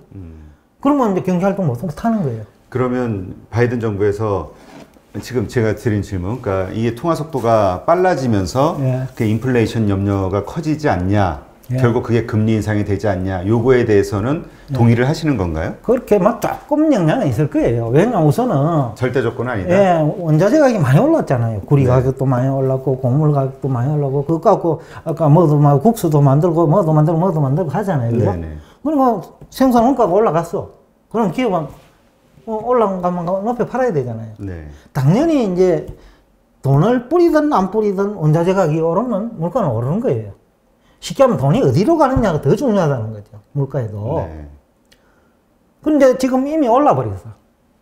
근데 과연 그것이 돈을 뿌려서 올랐느냐 아니면 돈이 갈 데가 없어가지고 원자재 시장으로 이동을 해가지고 올랐느냐 그거는 나중에 한번 봐야 되겠죠. 지금으로서는 저는 오히려 돈 갈 데가 없어가지고 원자재가 막 지금 사니까 굉장히 사니까 그렇죠. 그거 갔었다고 저는 봐요. 갈 데도 없는데. 그죠? 그러니까 뭐 올해 그 미국 그 GDP 성장률, 경제 성장률을 그 뭐 한 3, 4% 이렇게 보잖아요. 예. 그러니까 이거는 경제 회복이니까. 예, 회복이에요. 그러니까 돈을 많이 찍어내도 뭐 그런 염려는 없다. 그러면 3, 4%가 성장한다고 봤을 때, 그러면 우리가 결제에 필요한 돈이 3, 4% 더 증가하잖아요. 네. 그러면 미국 GDP가 20조로 가면 3%면 이상 한 1조 가까이. 그죠? 1조 가까이 필요한 거예요. 돈이. 네. 근데 늘 불어난 통화가 그게 동원되는 거는 금융권에 많이 돌기 때문에 그래 많지 않다는 거예요. 그래서 더 중요한 거는 대출이거든요. 필요해서 자기가 가져가잖아요. 예? 그거는 자기가 필요해서 가져간다. 네. 그러니까 그거는 물가에 영향을 오히려 줄 확률이 커도 단지 보는 통화가 증가가 골드만삭스에 주나 빌려줬는데, 예? 골드만삭스 그거 갖고 검 사버렸어. 예? 근데 금값이 뭐 물가에 명령 거의 안 주잖아요. 네. 예? 그리고 곡물 가격은 또 오르면 또 내려. 그죠? 네. 금값도 마찬가지지만, 그러니까 이미 올란 것은 이제 물가에 반영될 거예요.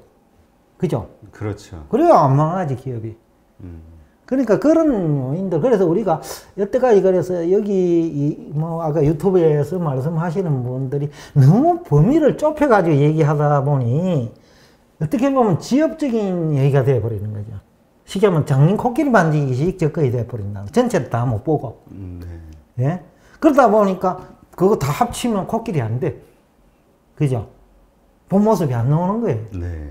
그래서 아까 화폐랑만 하더라도 통화 가치에 영향을 주는, 긍정적인 영향을 주는 통화 공급 많아요. 우리나라가 가장 그거 커요. 우리나라 통화 가치가 상승하는 보는 통화 증가가 굉장히 많아요. 그리고 어떤 일이냐? 수출이 잘 됐어. 그러면 기업이 월급도 줘야 되고, 그죠?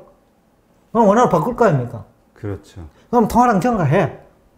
그런데 우리나라 통화는 강세야. 수출이 잘 되니까. 그죠? 네. 그러니까 뭐냐 하면 바로 그런 요인들이 우리나라 통화 강세를 수반하는 보는 통화의 증가가 많다라는 거죠.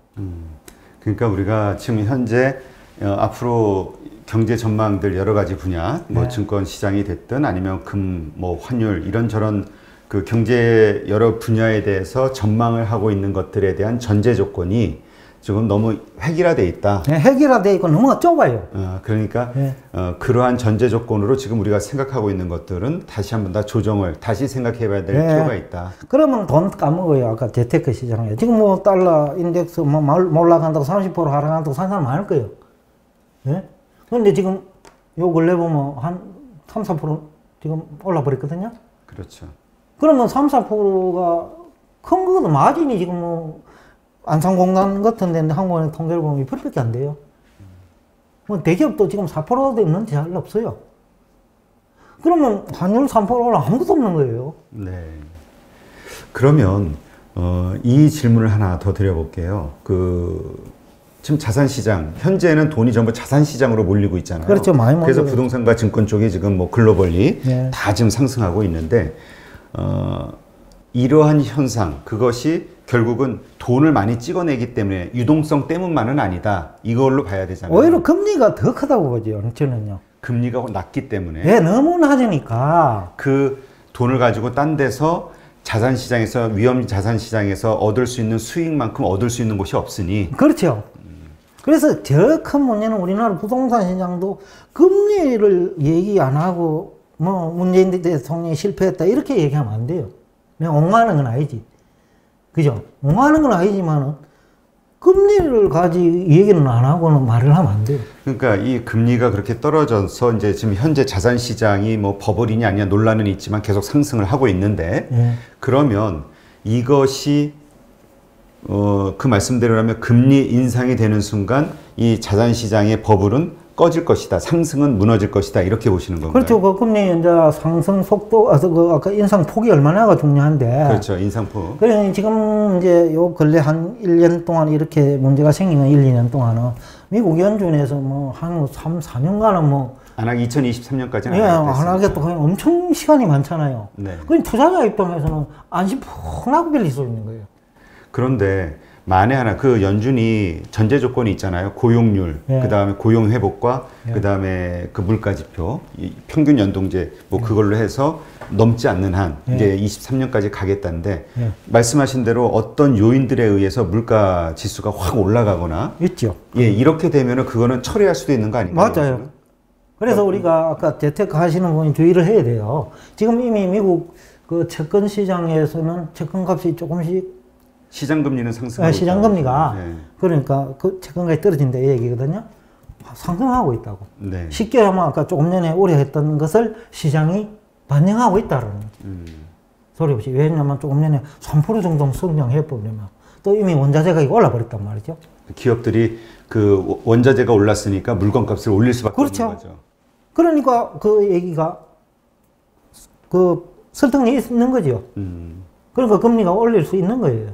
근데 이런 의견 주시는 분들도 있어요. 뭐냐면 시중금리가 뭐 지금 전문가들이 지금 1.1%인가 좀 그렇잖아요. 미국에. 예. 시중금리 뭐 국채, 예. 국채 금리 10년물. 근데 이게 한 1.5%까지 가지 않겠냐? 근데 진짜 위험이 되는 건 3, 4% 가야 되는 거다라고 그렇죠. 하시는 분들이 있더라고요. 예. 근데 그럼 3, 4%가 되기 전까지는 안심하고 있어도 되는 건가요? 그러니까 이제 채권시장 참여자들은 뭐 0.5%도 굉장히 커요. 거기 그 만기 구조 때문에. 네. 10년짜리는 10년 동안 0.5% 영향을 주거든요. 네.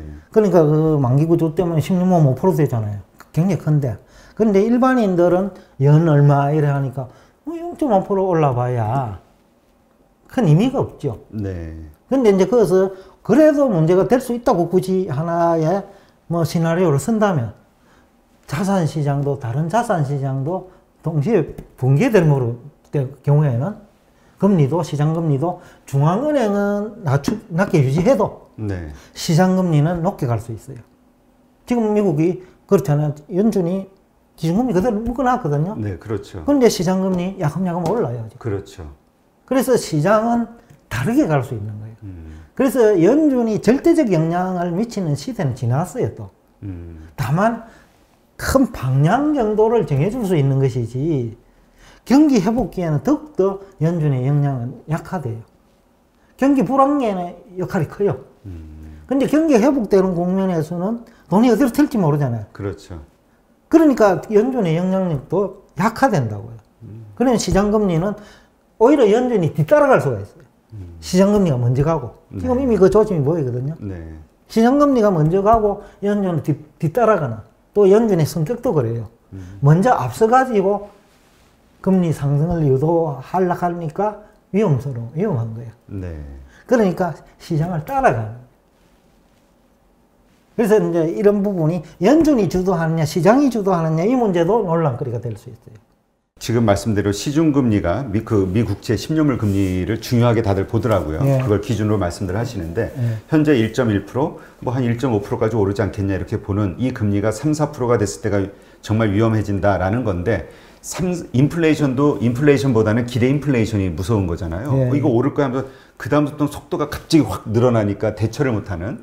예, 그래서 그 미 아래쪽에서 미리 끊잖아요. 예. 그것처럼 이 시중금리도 3%가 위험하다면 3, 4%가 위험하다고 하면 진짜 1.5%, 1.7% 이런 수준에서 뭔가 어떤 조치들이 있는 거 아닌가요? 근데 이제 우리 역사를 보더라도 그 부분에 대해서는 우리가 어느 정도 답을 찾을 수 있는데 네. 역사적으로 보면 7%, 10% 금리 많았어요. 그죠? 네, 그렇죠. 과거에는 그랬죠. 예, 예. 이자. 근데 그것이 정부가 그렇게 유지하고 싶어서 10%였느냐라는 건 또 별개 문제라는 거죠.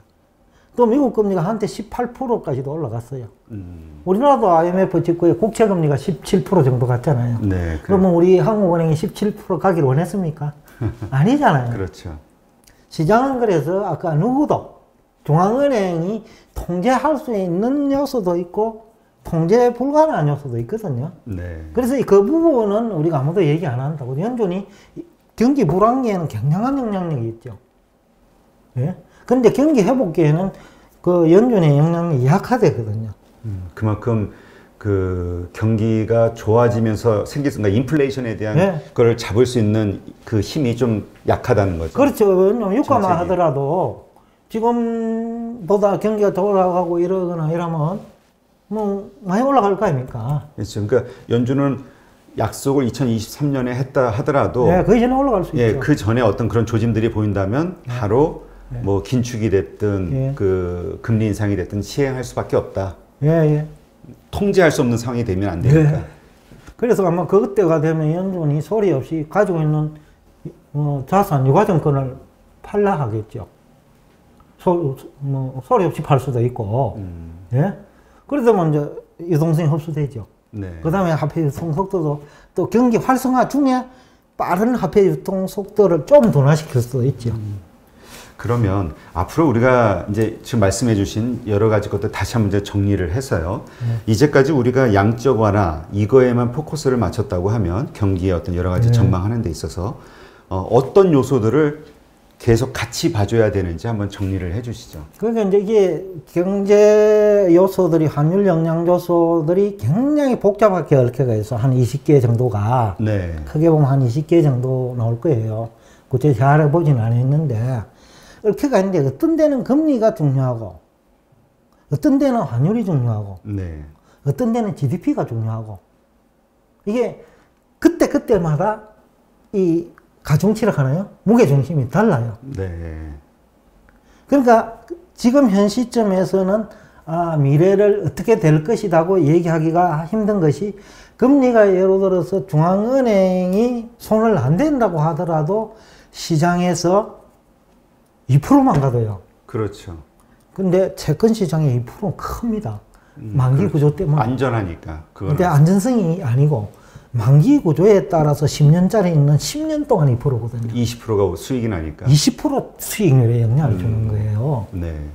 그러니까 그 2%를 우습게 보면 안 되는데 그 돈 흐름이 바뀌어 버리는 거예요. 3%가 아닌 2%만 돼도. 2%만 돼도 돈 흐름이 바뀐단 말이에요. 주식시장에서 그 돈이 빠져서 채권시장으로 가겠죠. 그렇죠. 어느 정도 올라가고 나면. 예? 주가는 거품이고. 네. 그러니까 지금 이 시점에서는 그 불안한 균형이 이루어지고 있다 이 말입니다. 아주 불안한 균형. 그러니까 지금 뭐 많은 사람들이 그 언젠가 조금 위험해질 거다 이 얘기 많이 하잖아요. 그죠? 그렇죠. 근데 그 불안함이 지속되고 있는 거예요, 지금. 그 불안함은 언제 무너지느냐. 그 미국 금융위기 전반년에도 그 저당채권에서 위기 온 거예요. 저는 이미 경고를 했거든요. 저당채권 가격이 떨어질 때. 저당채권이라고 하면 어떤 걸? 모기지. 아, 모기지 말씀이시네요. 예. 모기지 가격이 떨어질 때 이거는 모기지 금리가 오른다는 얘기야. 그죠? 네. 근데 모기지 시장이 크단 말이에요. 연준에서도 모기지 채권 뭐 구입하고 하지 않나요? 예, 그랬지. 강행은 안 했어요. 그러고 2009년부터 그 처음에는 국채만 하다 보니까 금융거래만 도는 거예요, 이 돈이. 근데 모기지만 하더라도 건설회사하고 관련돼 있거든요. 그렇죠. 그럼 또 원자재하고 관련돼 있거든. 네. 그죠? 그러니까 실물 경제에 미치는 긍정적인 영향이 큰 거야. 이제 배워온 거지, 이제. 그래서 이제 비전통적인 양적 완화 정책이라고 한 이유가, 전통적인 거는 국공채 정도만 샀단 말이지. 네. 실물에는 영향을 안 주는.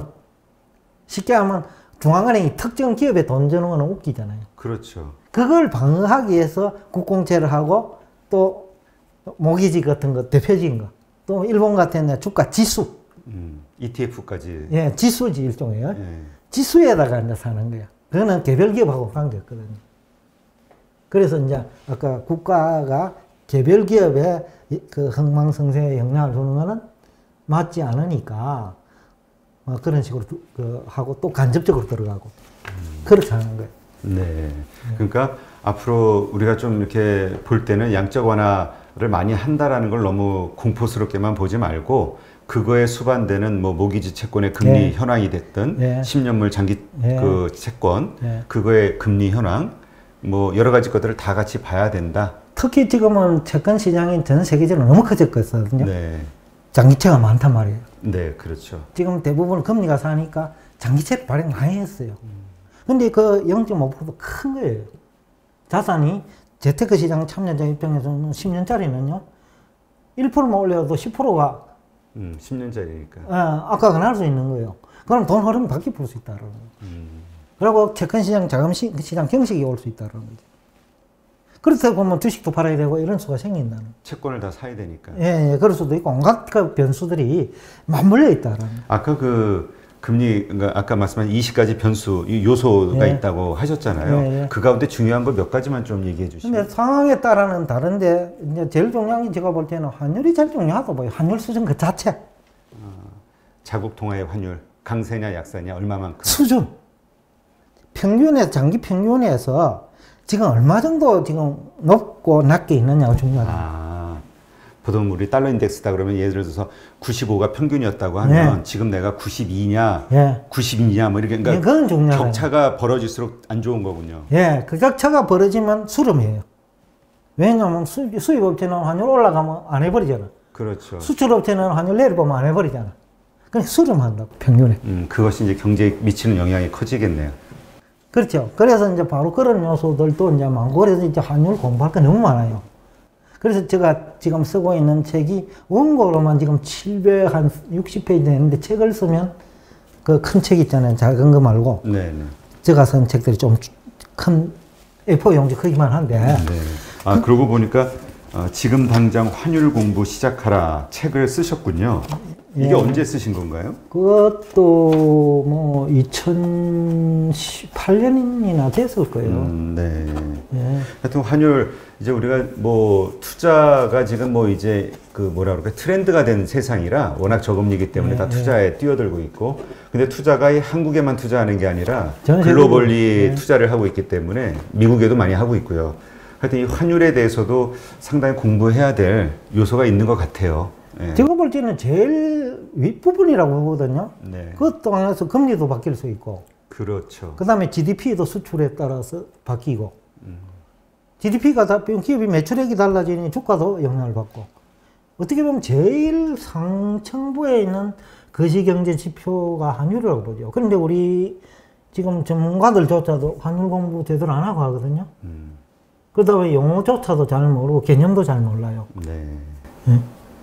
알겠습니다. 하여튼 환율 이게 뭐 말씀을 나누면서 좀 어렵기는 한데요. 근데 왜냐면 이게 우리가 많이 생각 안 해보던 결과치만 가지고 보통 보니까 달러당 얼마야, 뭐 N1 얼마야, 뭐 이런 식으로만 보다 보니까 그것이 왜 이런 가격대가 형성이 되게 되었는지 그 깊은 내막까지는 이제 별로 고민을 많이 안 하죠. 그래서 일본이 이제 그 부분이 강하다는 거예요.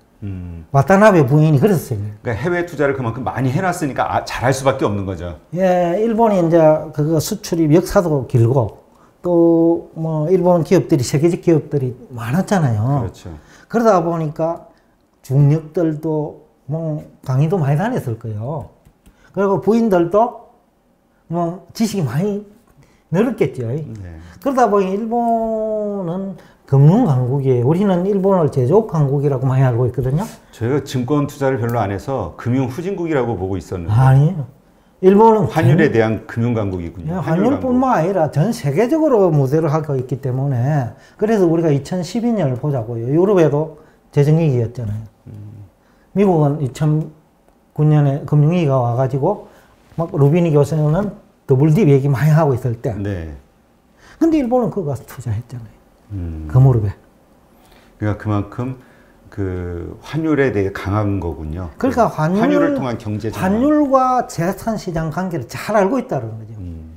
환율과 실물 경제 관계도 잘 알고 있다는 거죠. 왜 어떻게 보면 사실 그 일본이 그렇게 해외에 2조 달러인가요? 뭐 얼마 이렇게 투자하고 있잖아요. 예. 그게 결국은 그 프라자 합의로 그 엔화가 완전히 그냥 거의 2배 가까이 강세가 되면서 그 달러 그러니까 엔화가 엄청 강세일 때 그걸 가지고 해외로 뿌린 거 아닌가요? 근데 그 부분은 이제 학자들이 얘기하는 거 교과서에 있는 얘기들만 가지고 얘기할 것이냐? 그럼 프라자 합의는 왜 생겼는데라고 물어보면 지금 결과만 가지고 또 얘기하잖아요. 프라자 합의 결과 이렇게 얘기합니다. 그냥 우리가 알기로는 미국이 워낙 그 무역 적자가 심해서 미국에서 일본과 독일을 상대로 그 무역 수지 그러니까 흑자를 줄이게 하기 위한 그 다음에 수출을 좀 경쟁력을 낮추기 위해서 시도한 거라고 보통 알고 있죠. 그래서 뭐 그렇다고 하면 그 당시에 그럼 일본은 무역 수지 흑자였잖아요. 네. 그러면 엔화 강세 요인이 생겼잖아요. 네. 그걸 현실화시켰는데 왜 그걸 압력이라고 해요?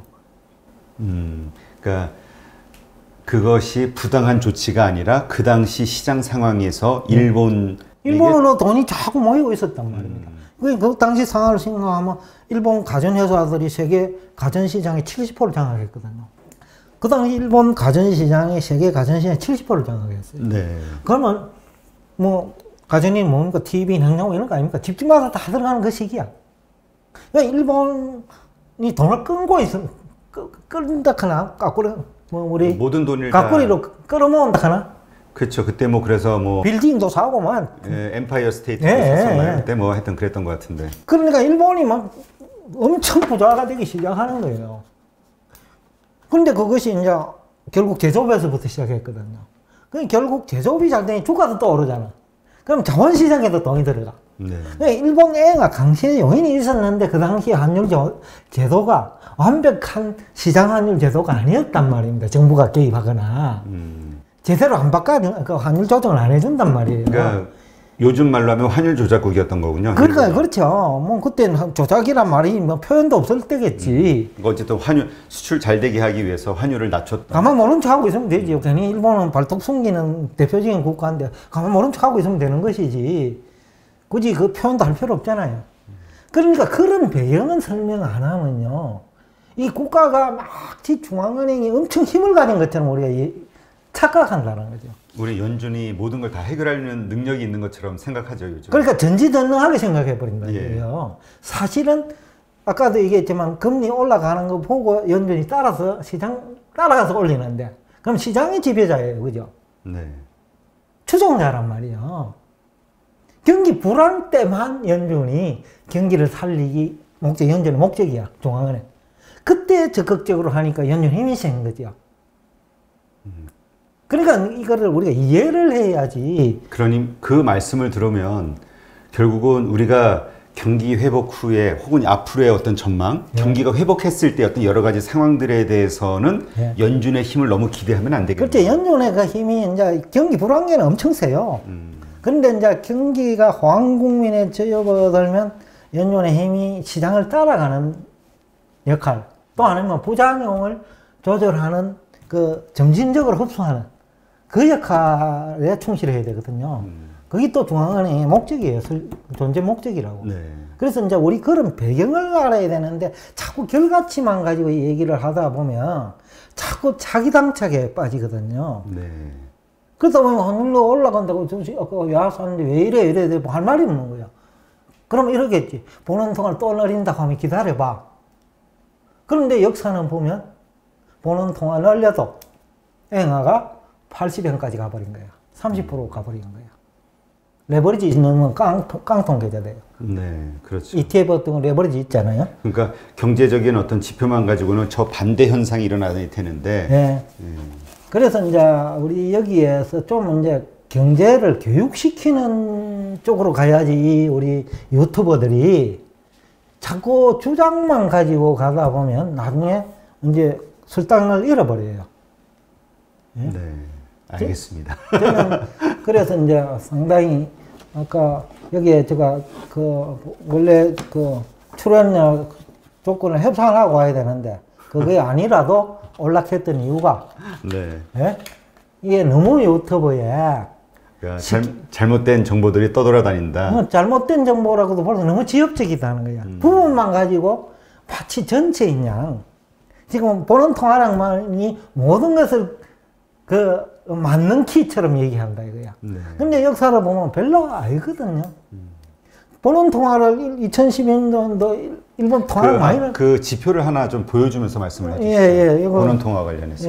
이거 돌아가면 나오겠죠. 여기 나오겠죠. 여기인가요? 그 보는 통화랑 환율 관계부터 보십시다. 네네. 미국은 저 보면 78% 늘렸지요. 네. 언제부터 언제까지입니까? 2010년부터 19년까지. 아, 2010년. 10년간입니다. 그죠? 네네. 그러니까 10년 동안 미국은 78% 늘었어요. 보는 통화가 늘었는데 환율은 오히려 상승을 했네요. 그러니까 통화 가치가 달러 인덱스 기준으로는 75에서 80이었대. 그때. 네. 그죠? 2009년 그 무렵에. 그런데 지금 100까지 갔다가, 103까지 갔다가 지금 90까지 와가 있잖아요. 네. 평균으로 치면 그저 한 3% 지금 이제 내려가 있는 거예요. 지난 10년간 평균을 보면. 네. 그러니까 지금은 이거는 일상적인 일이지, 3%나 10년 평균을 보면. 네. 그게 뭐 보는 통화를 늘렸기 때문에 또 그 달러 가치가 올랐다. 이 얘기도 얘기하는 사람 아무도 없잖아요. 그럼 굳이 얘기한다 하면 보는 통화를 늘렸으니까 통화만 가지고 얘기하면. 일본 같은 경우도 올랐네요. 본원 통화는 373%가 상승을 했는데, 증가했는데 22% 올랐네요, 환율이. 그러니까요. 그러니까 통화량하고는, 특히 보는 통화하고는 무관해요. 또 줄어도 2009년부터 12년까지도 일본 통화량 많이 늘렸거든요. 경기 어려우니까. 네. 그래도 강세였잖아요. 그 유로는 반대로 160%가 보는 통화 증가했는데 마이너스 16%가 됐네요. 그러니까 유로 가치가 떨어졌다는 얘기거든요. 그럼 유럽 재정 위기가 한때 있었잖아요. 그렇죠. 또 하나는 이제 그 독일 경제가 상당히 이제 제조 강국이 됐어요. 왜냐하면 과거에는 자동차를 우리가 많이 안 타고 다녔잖아요. 네, 그렇죠. 근데 지금은 우리나라만 하더라도 2000년대는 그 벤츠나 아우디 이런 거 보기 힘들었거든. 근데 오히려 국산차하고 요새 비슷한 것 같아. 네. 눈에 들어오는 기요. 그 얘기는 독일이 그만큼 많이 자동차를 많이 팔았다. 그죠? 네. 중국에는 한 1000개 기업이 독일 기업이 들어가 있어. 우리나라 상장해서 숫자만큼 들어가 있어요. 그래서 중국 GDP를 얘기할 때 우리나라하고 단순 비교하면 안 돼요. 네. 왜냐면 독일 기업이 창출한 GDP라는 거예요. 그죠? 그럼 주가는 어디가 올라요? 독일 주가가 올라. 중국 주가가 오르는 게 아니다는 거죠. 네. 근데 우리가 GDP를 가지고 얘기하면 안 된다는 거예요. 일본은 GDP 엉망인데 주가 많이 올랐어요. 네. GDP 마이너스 성장하고 그렇잖아요. 그러니까 하여튼 그 보는 통화 증가, 그러니까 우리가 화폐 발행만 가지고 그 환율이라든가 그로 인해서 파생되는 여러 가지 경제 현상들을 전망해서는 안 된다. 너무 침소봉대한다는 거예요. 조그만 바늘을 가지고 무슨 쇠사슬이나 되는 것처럼 얘기한다는 거죠. 네, 알겠습니다. 그리고 경제가 성장하면 돈은 자꾸 많이 필요해요. 그럼 흡수한다는 거죠. 그리고 또 하나는 대부분의 화폐들은 금융권에 돌지 실물에 오는 건 작다라는 거죠. 그 영향 못 준다라는 거죠. 네, 그렇군요. 그래서 외우다 보면 안 된다는 거죠. 그러니까 전반적인 여러 분야의 그 현상들, 경제 현상들을 바탕으로 이렇게 전체적인 그림을 그려야지. 그래요. 이렇게 단순한 양적 완화 한 이런 개만 것만 가지고 하면 하면 안 된다. 네. 네. 하여튼 그런 말씀을 해주셨고, 예, 좀 어느 정도 납득이 되네요. 그래서 지금 통계를 보면 어느 나라 없이 통화량과 통화 가치 관계 없어요. 그렇죠? 네. 그것도 10년이고 20년에 똑같대요. 근데 왜 그러냐? 근데 밀턴 프리드만은 10년이면 거의 90%는 통화가치에 반영된다 했거든요. 네. 그럼 10년이잖아. 근데 옛날하고 달라가지고. 그 밀턴 프리먼의 그것이 1차 세계대전 이후에 만들어진 이론이다. 그러니까 1차 시대전 이후라기도 직후에. 그러니까 그때는 물가가 오를 수밖에 없어. 돈이 많던 작도. 그러니까 전제 조건이 경제 상황이 너무나 다르다. 예, 예. 그때와 지금은. 그러니까 예외적인 환경을 가지고 물가 이론을 전개했다는 거죠. 네. 일반적인 그 환경에서 얘기 안 하고. 알겠습니다. 네, 오늘 이렇게 해서 환율과 관련해서 좀 말씀을 나눌수록 환율을 한번 체계적으로 다시 이렇게 정리를 한번 해봐야 되지 않을까, 공부해야 될 필요성을 좀 느끼게 되는데요. 하여튼 좋은 인사이트, 이게 재정경제부에서 또 이런 일들을 하셨으니까, 예. 하여튼 정말 좋은 인사이트였던 것 같고요. 오늘 함께 해주신 포유환율연구소 윤채연 소장님께 좋은 인사이트 함께 해주셔서 감사드립니다. 고맙습니다. 감사합니다.